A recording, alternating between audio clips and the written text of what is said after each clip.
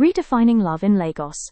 Betrayed at 51, Cynthia Elliott fled to Africa to heal. Never expecting to find billionaire Olamide Akinwale, 44, willing to risk his entire family fortune to love her, Cynthia Elliott sat in her new chair, at her new desk, at her new job in a new country, and exhaled a slow, deliberate, purging breath. The journey that had landed her here was a series of explosive landmines that had shaken her world to its core. Yet, at 51 years old, the construction engineer hadn't hesitated for a second when the opportunity arose to relocate to Lagos, Nigeria. The prospect had come up casually one afternoon during a conversation with her cousin, Tonya. Tonya, a corporate recruiter for foreign firms seeking expatriate talent, mentioned that Vertex Properties, a premier development giant in Lagos, was looking for a powerhouse engineer. They need someone with the precise expertise to manage a massive project from conception to birth, Tonya had said.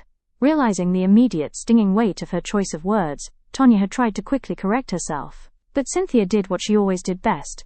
She pretended she wasn't bothered. Tonya knew Cynthia had never once expressed a desire to live abroad.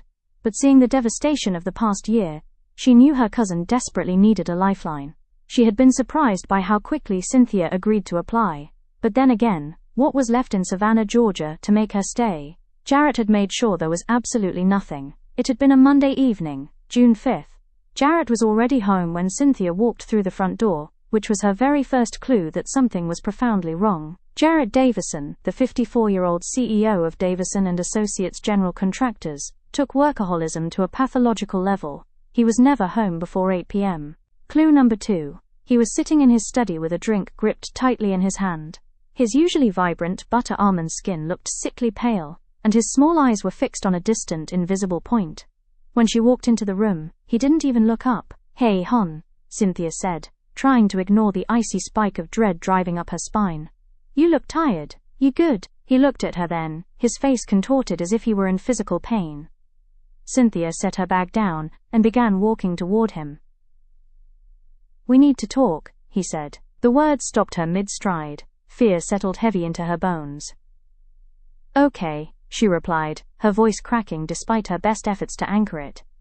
"What is it?" "I want a divorce." Just like that. No lead-up, no explanation, no warning, just a clean, sharp knife driven straight through her heart.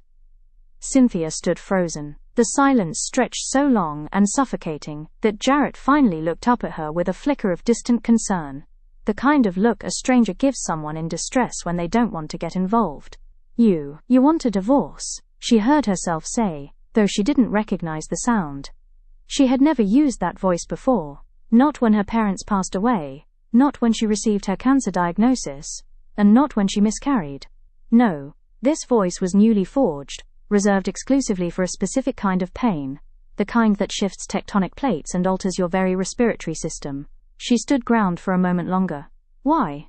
He took a deep breath. "Cindy." "No," she interrupted, her soul rejecting the moniker. He didn't get to call her that. Cindy was reserved for people who loved her. For family. For friends. Jarrett looked up at the ceiling, exhaling as if the reason was so blindingly obvious he couldn't comprehend why he was being forced to articulate it. He ran a hand over his dreadlocks.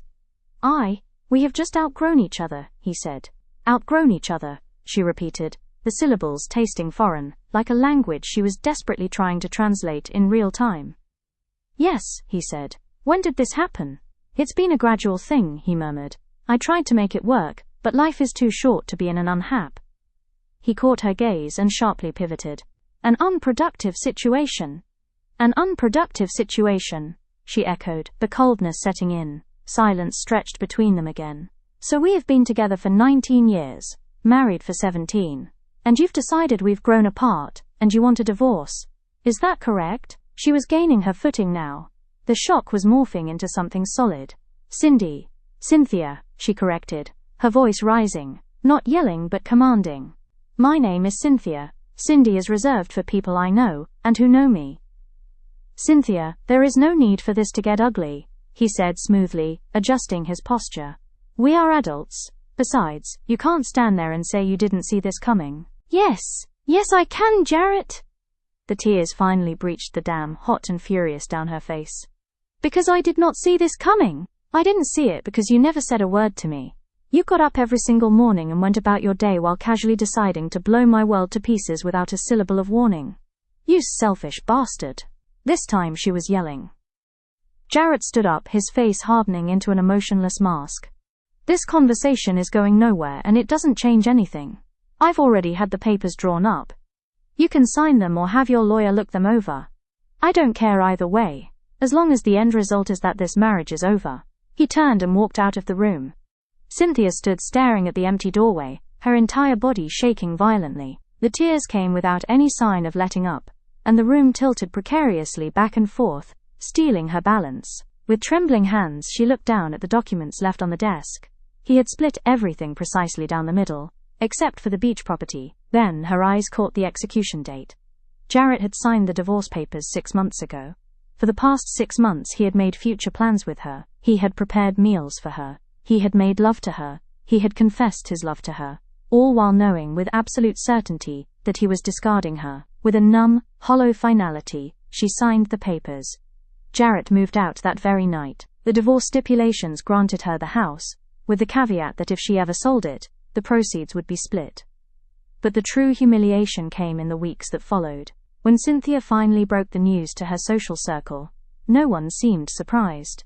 They had all heard the whispers of his rampant infidelities. They had watched his cold indifference toward her for years. Cynthia realized, with a sickening jolt, that she was the only person who had been completely blindsided. She hadn't known about the rumors.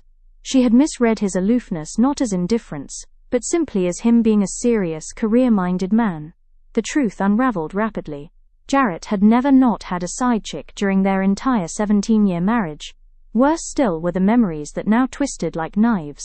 Years ago, when she had desperately wanted to try for a child, he had firmly told her that he liked their life exactly the way it was, insisting children weren't in his plans. When she suffered her heartbreaking miscarriage, he had even told her it was God's way of confirming they weren't meant to have children. Then came the final blow. Cynthia discovered Jarrett had 2 children, a 15-year-old and a 12-year-old, by 2 different women. That bastard. The walls of Savannah, Georgia, began to close in on her. She felt broken, suffocated by the pitying looks and the haunting memories of a life built on a foundation of lies. She knew with absolute certainty that if she didn't leave, if she didn't go somewhere far away, she wouldn't survive. A year ago, moving to the other side of the Atlantic would have sounded like madness. Today, it was her lifeline. Cynthia glanced at her reflection in the glass of her new office window. At 5 feet 2 inches with rich brown skin, and her hair neatly woven into fresh braids that traveled straight back and cascaded halfway down her back, she possessed a bright, magnetic smile. She didn't look anywhere near her 52 years. She was fiercely intelligent, devastatingly sharp, and possessed a quick, resilient humor that was finally beginning to spark back to life. Downstairs, the glass doors of the Vertex Properties corporate headquarters slid open. Stepping into the bustling, high-ceilinged lobby was Olamide Akinwale. At 44, Olamide was a billionaire real estate developer, the CEO of Vertex Properties, and the mastermind behind 2 other multi-million-dollar enterprises. He was tall, dark, and arrestingly handsome, carrying himself with an aura of quiet power. But beneath the billionaire exterior was a man anchored by grief. A widower, Olamide had lost his wife 4 years ago in a tragic car accident and hadn't dated a single soul since. His entire world revolved around his businesses and his 3 daughters, ages 12, 10, and 8. He was fiercely, immovably protective of his girls. In 4 years, no woman had even remotely managed to catch his interest. Until today. Olamide paused mid-stride in the center of the lobby, his eyes locking onto the short, striking American woman standing near the reception desk, reviewing a set of architectural blueprints. Cynthia Elliott, his newly hired construction engineer. He quickly recovered, but not before his body reacted to her in ways he had not felt in 4 years. Later in his office, he pulled her file. Impressive. Olamide leaned back slowly in his leather chair, Cynthia's file open across his desk, while the Lagos skyline glowed beyond the floor-to-ceiling windows behind him. Georgia Institute of Technology. Masters in Structural Engineering. 28 years of experience. Commercial high-rise specialization. Disaster reconstruction consultant. He turned another page. The woman had rebuilt a hospital wing in Puerto Rico after a hurricane, managed bridge restorations in rural Alabama, oversaw a $1 billion waterfront expansion in Charleston. Impressive didn't begin to cover it. Then his eyes caught the gap in her employment history from the previous year. 1 year. No projects. No consulting contracts. Nothing. He frowned thoughtfully. Sir? His assistant Bissy stood hesitantly in the doorway. You have the Eco-Atlantic investors waiting in conference room 2. Olamide closed the file but kept his hand resting on top of it for a moment too long. What are your thoughts on our new engineer? He asked casually. Bissy blinked, clearly surprised by the question. Ms. Elliot. Yes. She seems. Bissy searched carefully for the word. Strong. Olamide's mouth twitched faintly. Strong, yes. He had recognized it immediately. Not loud strength, not performative toughness, but the quiet, dangerous kind forged in survival. He had seen it in his own reflection after Sonia died. Send the investors in, he said. But even during the meeting his attention drifted. Because for the first time in 4 years, a woman had entered his orbit and disrupted his equilibrium. And he did not like it. Meanwhile, on the 32nd floor, Cynthia was fighting with a printer that clearly had personal issues. This machine is possessed, she muttered. The young intern beside her burst into startled laughter before quickly trying to suppress it. Cynthia looked over at him. Don't encourage it, that's how evil gains confidence. The intern laughed harder. Finally, after one violent mechanical groan, the printer spat out her documents. Aha! Cynthia declared triumphantly, snatching the pages. Fear me. You must be the American engineer. The deep masculine voice behind her sent an unexpected ripple across her skin. Cynthia turned. And there he was again. Up close, Olamide Akinwale was even more devastating than she initially realized. Tall enough to make her tilt her head back, broad shoulders wrapped in a navy suit tailored within an inch of perfection, skin the color of polished mahogany, and dark, intelligent eyes that seemed to notice entirely too much. Lord have mercy. The man looked expensive. Cynthia straightened instinctively. And you must be the billionaire causing everyone around here hypertension. The intern nearly choked, trying not to laugh. For half a second, Olamide simply stared at her. Then, astonishingly, the corner of his mouth lifted. A real smile. Small, brief, but devastating. I apologize on behalf of corporate leadership, he replied smoothly, his voice, good heavens, deep, refined, calm enough to lower blood pressure. Cynthia folded her arms loosely. I'll accept your apology after your printer attends therapy. Something flickered warmly in his eyes then. Interest, not because she was flirting. Because she wasn't. Most women around him became overly polished, overly eager, overly aware of his money and influence. But Cynthia spoke to him like he was simply another man occupying oxygen.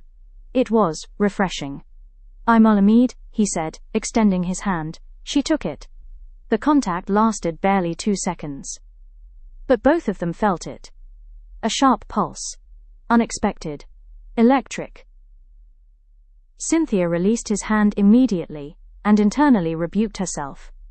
Girl. Absolutely not. She had not crossed an ocean to lose her mind over a beautiful man in an expensive suit. Especially not another emotionally unavailable workaholic. And he is young, she reminded herself. Been there. Survived that. Barely.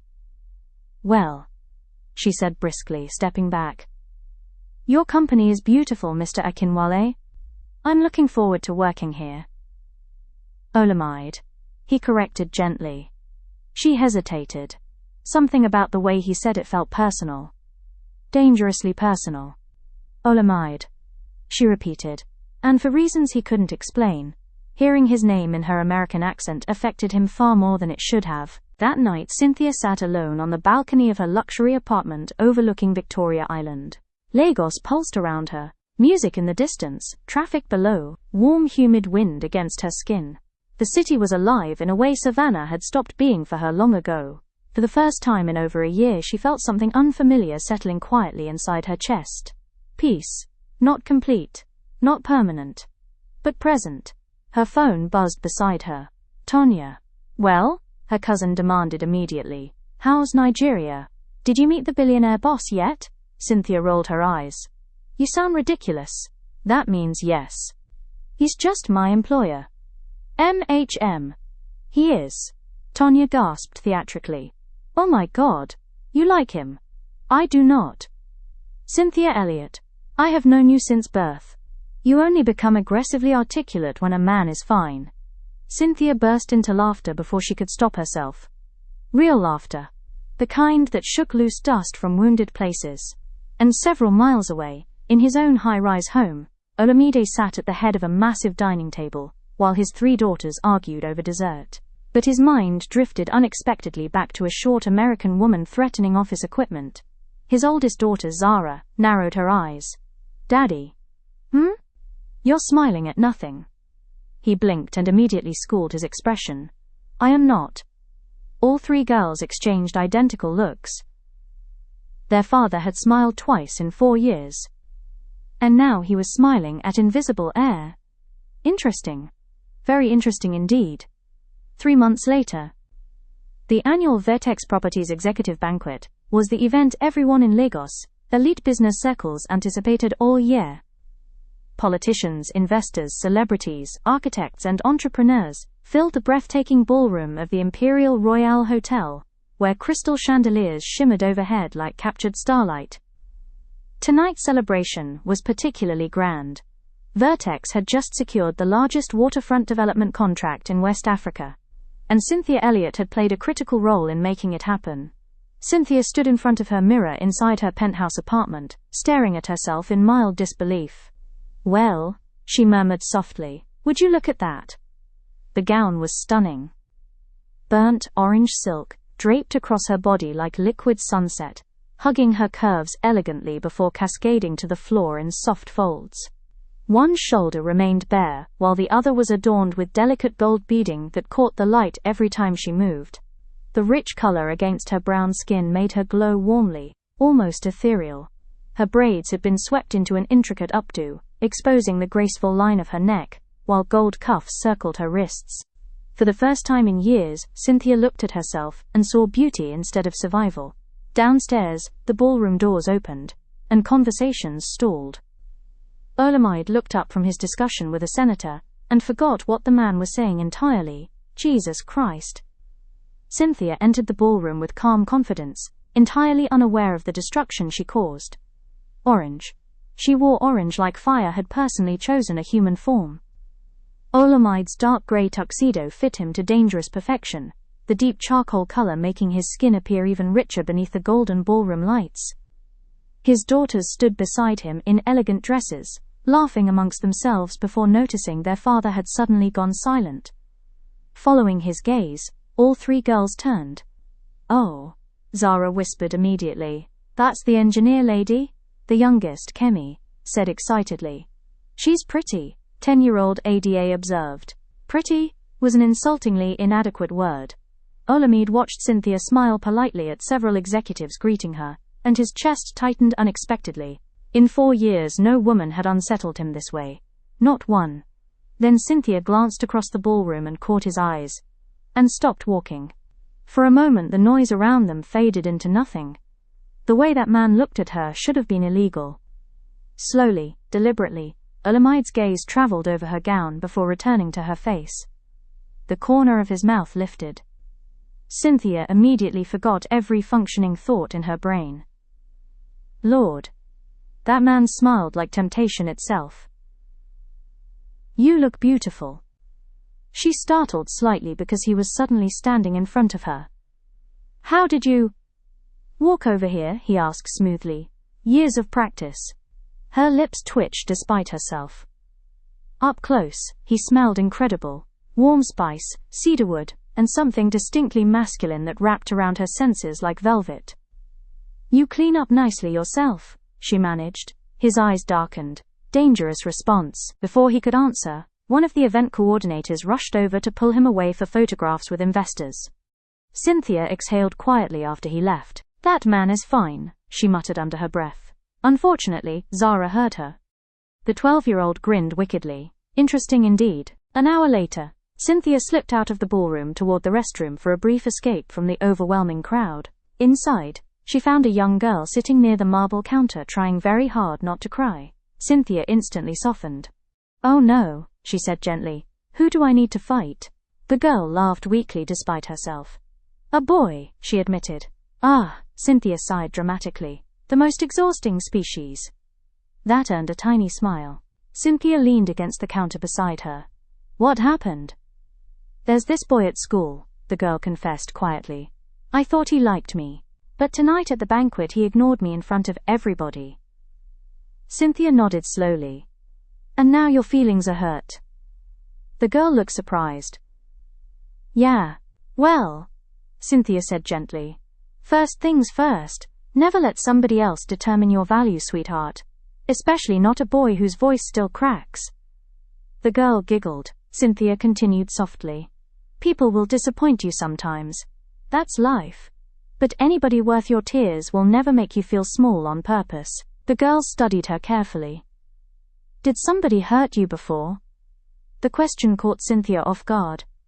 But she smiled softly anyway. "Yes," she admitted. "Very badly." "Then how are you still smiling?" Cynthia thought about that for a moment. "Because eventually," she said quietly, "you realize somebody else failing to love you properly has nothing to do with your worth." The girl's eyes shimmered slightly. "You're really nice." "And you?" Cynthia replied, tapping her nose gently. "Are going to be just fine." 30 minutes later, Olamide nearly dropped his champagne flute when Zara appeared beside him. "Daddy." "Yes. I met your future wife." He choked. Nearby executives looked alarmed. "Excuse me?" "The engineer lady," Zara clarified. "I was crying in the bathroom because of Tunde, and she made me feel better." Olamide blinked slowly. "That was you?" "Yes, and I like her." Ada and Kemi immediately joined in. "We like her too. She's funny. She smells pretty." Olamide stared at his daughters suspiciously. "You three discussed this already." "Maybe," Zara admitted unapologetically. "You should invite her to dinner." "Zara, you've been grumpy for 4 years." "I have not." All three girls stared at him. Olamide sighed heavily. Children. Tiny terrorists. The following Sunday evening, Cynthia stood outside Olamide's mansion trying not to panic. Why was she nervous? It was dinner. Just dinner. Not a date. Absolutely not a date. The doors opened before she could ring the bell fully. And there he was. Dark jeans. Black fitted shirt. Bare feet. Merciful heavens. The casual look somehow made him even more attractive. His eyes slowly swept over her simple emerald wrap dress before settling warmly on her face. "You came." The low approval in his voice sent heat straight to her cheeks. "I said I would." "Yes," he murmured. "But I still wasn't certain."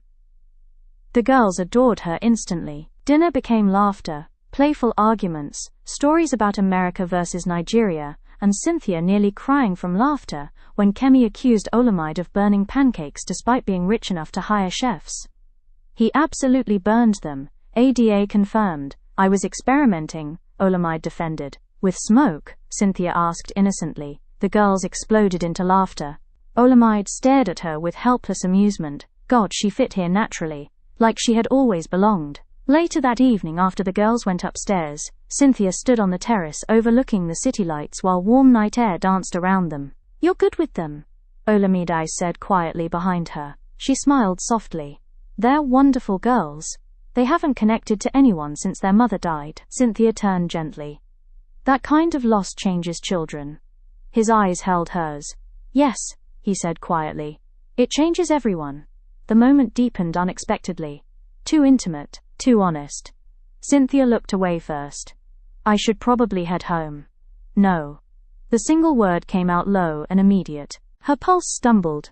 Olamide stepped closer slowly, giving her every opportunity to move away. She didn't.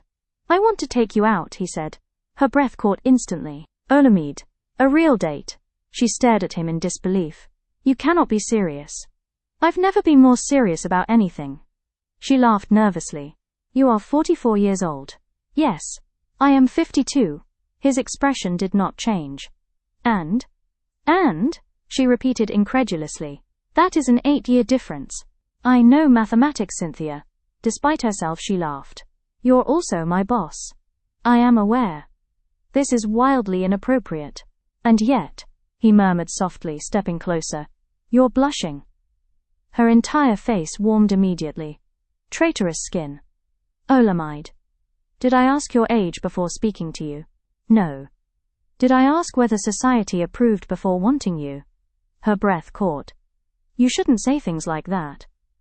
Why? Because. She faltered, completely under that gaze. Because you make me forget my common sense. A slow smile spread across his face. Cynthia crossed her arms defensively. You barely know me. I know enough.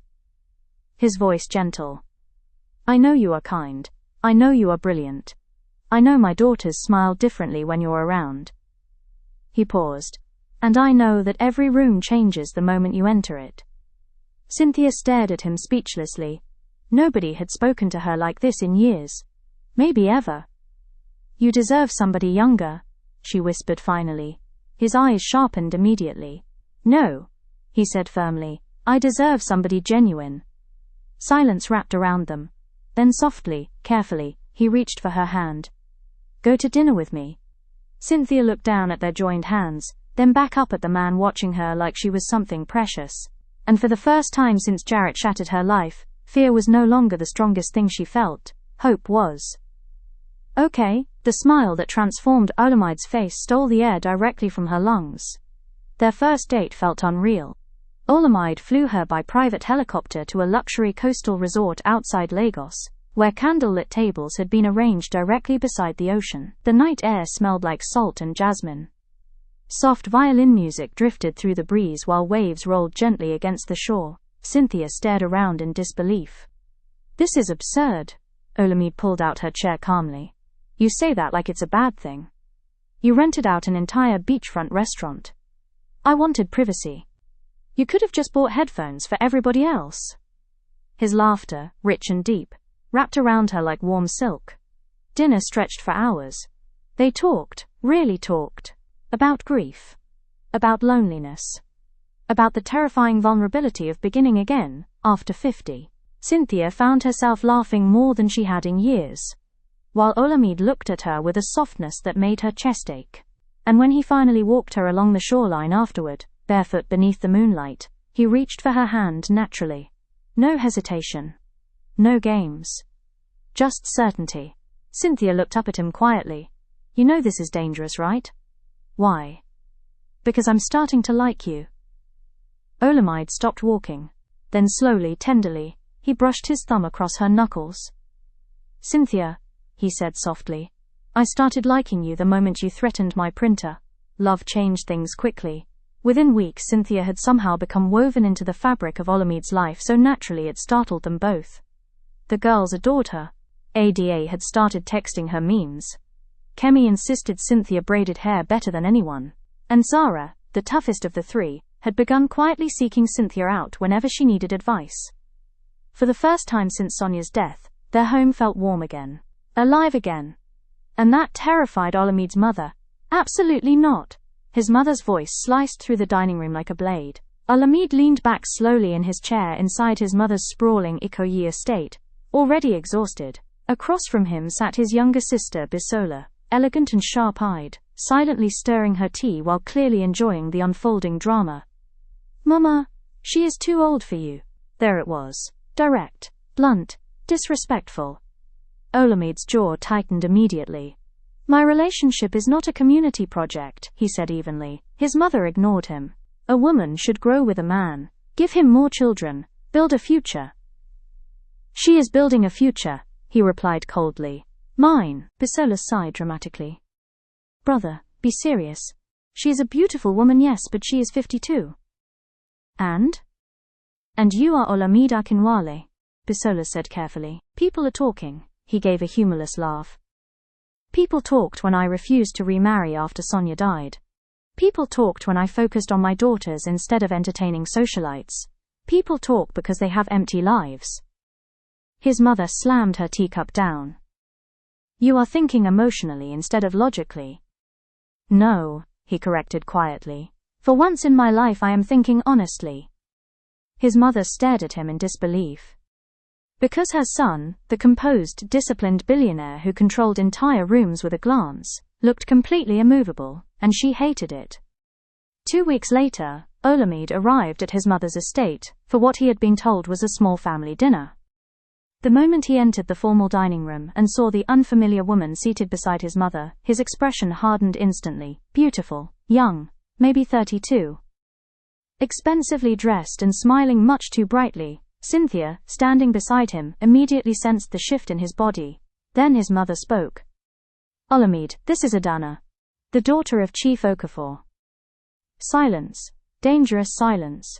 Bisola smiled nervously. We thought it would be nice for everyone to have dinner together. Olamide looked from the strange woman to his mother. Then to his sister. And finally back again. You set me up? His voice was terrifyingly calm. Nobody is setting anybody up. His mother lied smoothly. This is an ambush. Cynthia shifted uncomfortably beside him. Olamide, maybe we should just... No.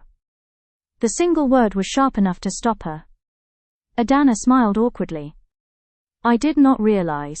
This has nothing to do with you, Olamide said politely before turning back toward his family. But my mother and sister apparently have lost their minds. Olamide, his mother snapped. No, he replied coldly. You do not get to disrespect Cynthia in front of me and expect silence. The room went still. His mother finally looked directly at Cynthia. Long. Assessing. Dismissive. You are a lovely woman, she said with poisonous politeness. But surely you understand the complications here. Cynthia felt humiliation crawl slowly up her spine. Olamide deserves someone who can truly grow old with him, Bisola added carefully. That did it. Olamide stepped forward slowly, every inch of him radiating fury. You will stop talking about her like she is not standing here. Neither woman spoke.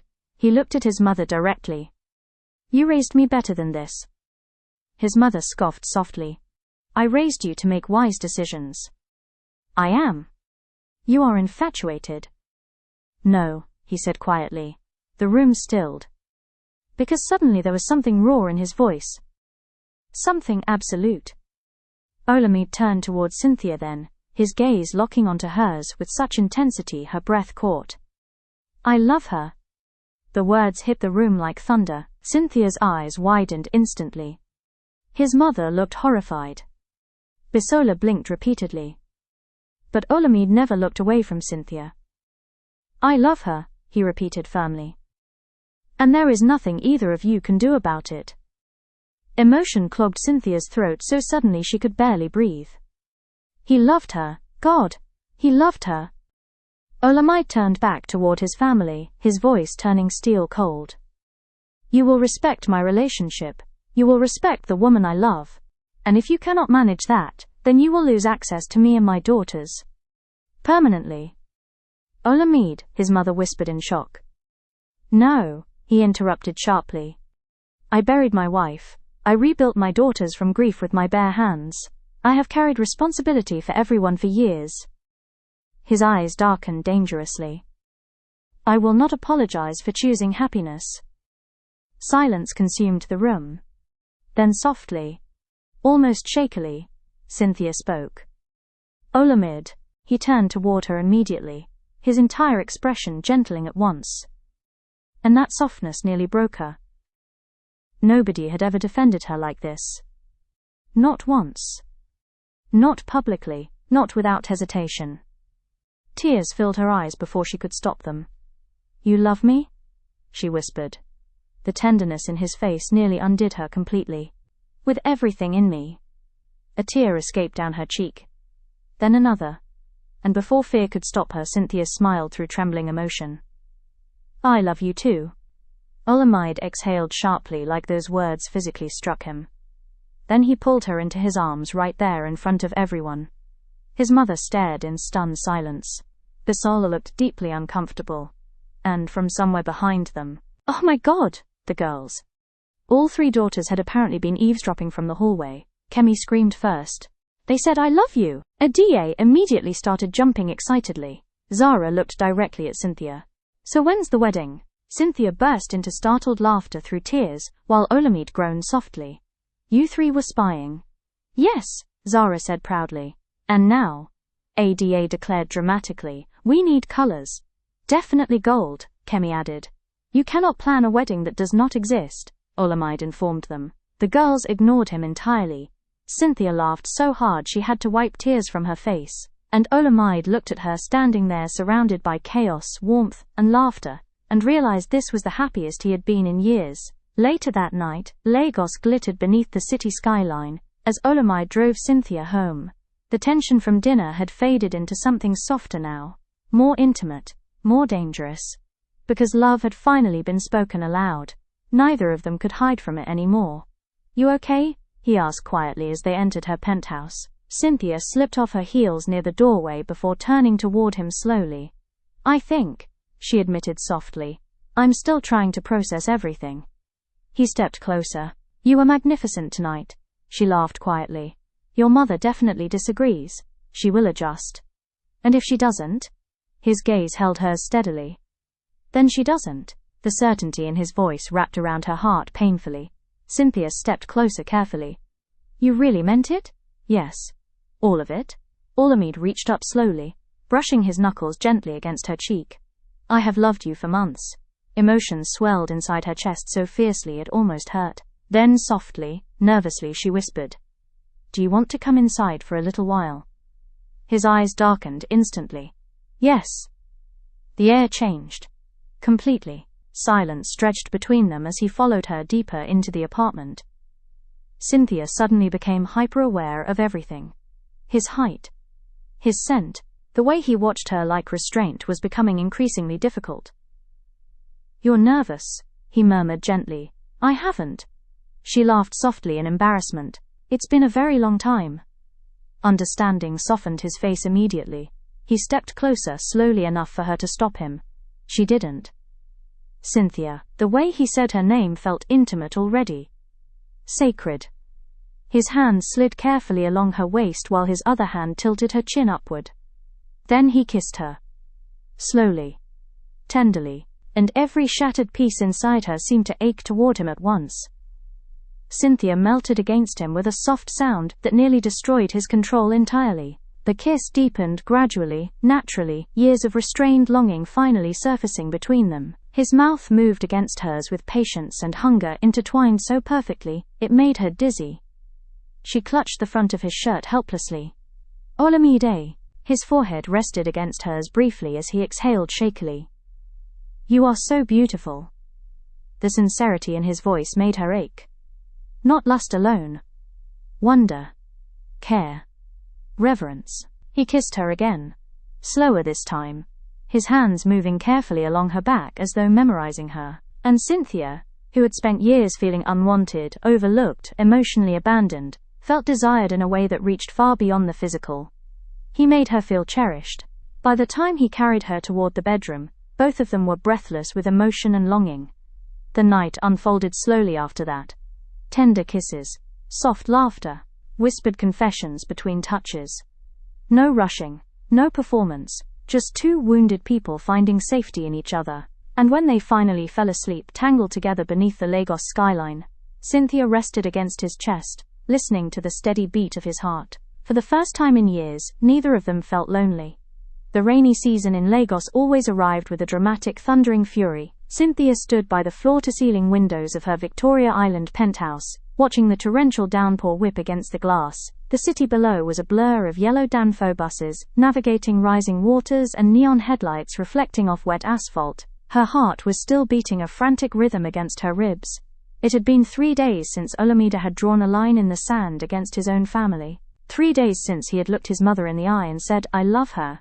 Every time the memory replayed in her mind, a mixture of awe and terrifying vulnerability washed over her. For 17 years, Jarrett had tucked her away in the corners of his life, keeping secrets, minimizing her presence, and ultimately discarding her like expired milk. Yet Olamide had put his entire world on notice, just to protect her dignity. She took a sip of her tea, letting the warmth ground her. "I'm 52 years old," she reminded herself, a small, ironic smile touching her lips. "How did I end up in the middle of a romance novel?" Her phone buzzed on the coffee table. Thinking it was Tonya calling for their usual weekend debrief, or perhaps Olamide checking in after his late-night board meeting, Cynthia picked it up without looking. "Hello? Cindy?" The tea nearly slipped from her fingers. The mug rattled violently against its saucer as she set it down on the table. The voice was instantly recognizable. Smooth, slightly nasal, and carrying that familiar tone of casual authority.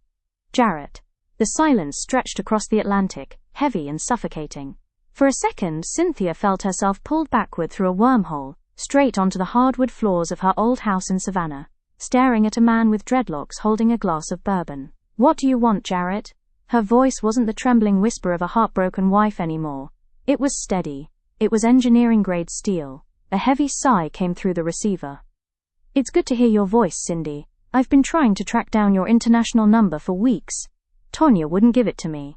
Had to pull some strings through an old contact at Vertex. You shouldn't have bothered. We have nothing to talk about. The divorce is finalized. The assets are split. Leave me alone." "Don't hang up, please," Jarrett said quickly, his voice dropping an octave, adopting that smooth, persuasive tone he used when closing a multi-million-dollar construction bid. "Just give me 5 minutes. That's all I'm asking for. I made a mistake, Cynthia." Cynthia let out a dry, humorless laugh. The sound cut through the quiet penthouse. "A mistake? Which part, Jarrett?" "The 17 years of lying.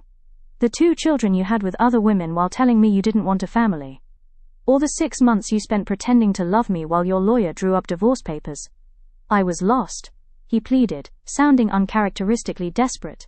"The business was under immense pressure, and I panicked. I thought I wanted a clean slate. I thought I wanted freedom. But the house is empty, Cynthia. Savannah is empty without you. These women, they don't know me. They don't build what we built. I woke up a few months ago and realized I threw away the best thing that ever happened to me. I want you to come home. Let me make this right." Cynthia leaned against the window, watching a flash of lightning illuminate the Lagos sky. A year ago, these words would have been a balm to her bleeding soul. She had spent months agonizing over what she had done wrong, why she wasn't enough. But standing here now, looking out over a city where she had rebuilt herself from the ash up, she felt absolutely nothing but a profound sense of exhaustion. "There is no home to come back to, Jarrett," she said softly. "The woman you left in Savannah doesn't exist anymore. I've built a new life here. I'm happy." There was a pause on the other end, the silence sharp and sudden. When Jarrett spoke again, the faux contrition in his voice was beginning to fray at the edges, replaced by a familiar, ugly arrogance. "Happy, in Nigeria," he scoffed. "Come on, Cynthia, you're 52 years old, running away to the other side of the world to play engineer in a developing country. You're lonely and you're hurting. I get it. But don't let your pride ruin our chance to fix this. You didn't even try to fight for our marriage. The moment I handed you those papers, you just signed them and walked away. You didn't fight for us, Cynthia, you just gave up." The sheer audacity of the statement made her blood run hot. "Fight for us?" she hissed, her voice rising, commanding and sharp. "You signed those papers 6 months before you showed them to me. You had already checked out, moved on, and fathered an entire secret family. What was I supposed to fight, Jarrett? A ghost? A lie? I didn't give up on our marriage. I survived it." "Oh, cut the righteous act," Jarrett snapped, his temper finally exploding. The mask of the grieving, repentant ex-husband completely slipped away, revealing the narcissistic control freak beneath. "I know what's really going on over there. You think I don't have internet? You think people back home aren't talking?" Cynthia frowned, a cold knot forming in her stomach. "What are you talking about?" "I'm talking about your boss, Cynthia. Olamide Akinwale." Jarrett spat the name out like a curse. "The billionaire. I saw the press releases for the waterfront project. I saw the photos from that executive banquet online. You're draped all over him in some flashy orange dress, smiling like a schoolgirl." He let out a vicious, mocking laugh. "Now it all makes sense. No wonder you didn't fight the divorce. No wonder you signed those papers so fast and packed your bags for Africa. How long has that been going on, huh? Were you sleeping with him while we were still married? Did you meet him on one of your consulting trips? You're out here accusing me of cheating, but you had a billionaire sugar daddy lined up the whole time. You absolute pathetic coward, Cynthia said, her voice dropping to a dangerously quiet whisper that carried more weight than any scream. You can't even take responsibility for destroying your own life, she continued, her hands perfectly steady now. You have to project your own lack of morals onto me just so you can sleep at night. I didn't know Olamide Akinwale existed until 3 months ago. But let me make one thing crystal clear to you, Jarrett. She took a deep, purging breath, looking at her reflection in the glass, strong, beautiful, and completely unbroken. He is twice the man you could ever hope to be. He doesn't hide the people he cares about, he doesn't lie. And he doesn't project his insecurities onto women to make himself feel big. Never call this number again. Cynthia, don't you dare hang up on. She pressed the red button, cutting him off mid-sentence. For a moment, she stood in the quiet of her penthouse, the echo of her ex-husband's voice fading into the steady rhythm of the Lagos rain. She lowered the phone to the counter, her chest rising and falling. Then, she exhaled. It wasn't a breath of pain or sadness. It was the final, definitive closing of a door she should have locked years ago. A sudden knock at her front door startled her. Cynthia walked over, smoothing down her lounge pants, and opened it. Standing in the hallway, holding a dripping wet umbrella and a takeout bag from her favorite local spot, was Olamide. He had discarded his suit jacket, his white linen shirt slightly damp from the dash between his car and the lobby. His dark eyes searched her face instantly, scanning for any sign of distress. The rain is terrible on the bridge, he said, his deep voice immediately washing over her like a soothing balm. But I knew you hadn't eaten yet. Are you all right? You look distant. Cynthia looked at him, at his broad shoulders, his honest eyes, and the quiet, protective strength he brought into her space, without ever needing to demand it. She smiled, a real, radiant smile that reached her eyes. I am perfect, she said, stepping aside to let him in. Come inside. Let me get you a towel. You look like you swam here, she teased. I was starting to think I might have to, he replied with a laugh. She handed him a towel, but her eyes lingered on him longer than she intended. There was something undeniably attractive about seeing him vulnerable and unguarded, standing in her doorway after making the effort to come see her despite the weather. As he dried off, their playful conversation gradually softened into something more intimate. Cynthia reached for his hand and led him toward her bedroom. The rest of the evening belonged only to them, filled with tenderness, affection, and the growing certainty that they had found something rare in one another. Later, as they lay together talking quietly, Olamide brushed a strand of hair from her face. Your birthday is in 2 weeks, he said. Cynthia smiled. You remembered. Of course I did. And I'm taking you somewhere special. Special? Exotic, romantic, somewhere you'll never forget. No hints? He shook his head. Not a chance. 2 weeks later, Cynthia finally understood why he had been so secretive. When they landed in Maldives, Cynthia was speechless. The island looked like something from a dream, with its turquoise lagoon, lush green mountains, and luxurious overwater villas stretching across the crystal-clear water. Every morning they woke to breathtaking ocean views, and every evening they watched the sun sink below the horizon in a blaze of gold, pink, and orange. On the final night of their trip, Olamide arranged a private dinner on a secluded beach. Lanterns lined the shoreline, their warm glow reflecting on the calm water. A table for two sat beneath a canopy of flowers, with the silhouette of mountains rising in the distance. After dinner, he led Cynthia along a path of rose petals to a beautifully decorated gazebo, overlooking the lagoon. Cynthia stopped walking. Olamide? He turned toward her and smiled nervously. For the first time since she'd known him, he seemed almost speechless. He took her hands in his. Before you came into my life, I thought I understood happiness. Then you showed me how much more there could be. You loved me completely. You loved my daughters completely. You've become the heart of our family. His voice trembled slightly. I don't want to imagine another day without you. He dropped to one knee and opened a small velvet box. Cynthia, will you marry me? Tears immediately filled her eyes. Yes, she whispered, then louder this time. Yes, of course I'll marry you. He slipped the ring onto her finger, and they kissed as the waves rolled gently onto the shore behind them. The first thing they did afterward was call his daughters. The girls answered on speakerphone. Dad, how's the trip? Olamide grinned at Cynthia. I have some news. The oldest daughter noticed the ring immediately. Wait, is that an engagement ring? Cynthia laughed through happy tears. It is. The girls erupted into excited screams. Oh my gosh! When's the wedding? Can we help plan it? Within minutes they were already discussing dresses, flowers, music, and possible venues. Months later, the wedding day arrived. The ceremony was held in a stunning garden surrounded by white roses, elegant archways, and thousands of tiny lights that sparkled like stars.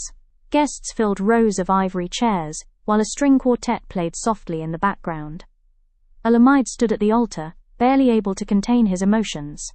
Then Cynthia appeared. She wore a breathtaking gown with delicate lace details and a flowing train that seemed to float behind her. As she walked down the aisle, every eye followed her, but she never looked away from Olamide. By the time she reached him, tears were already shining in his eyes. The ceremony was beautiful and heartfelt. Family and friends spoke about their love, their strength, and the way they had built a family together. When it came time for their vows, Cynthia looked directly at Olamide. There is something I've never told you, she said softly. He squeezed her hands. When I was younger, I always dreamed of having children someday.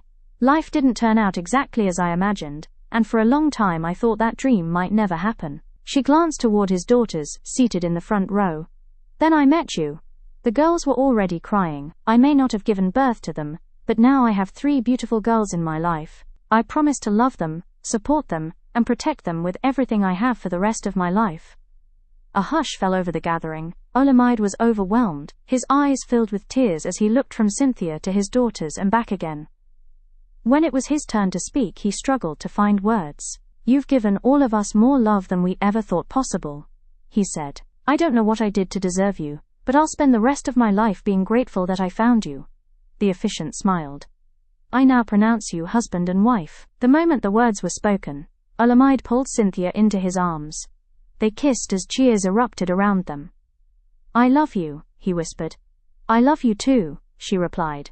And surrounded by family, friends, and the 3 girls who had become the center of their shared world, they stepped into the next chapter of their lives together.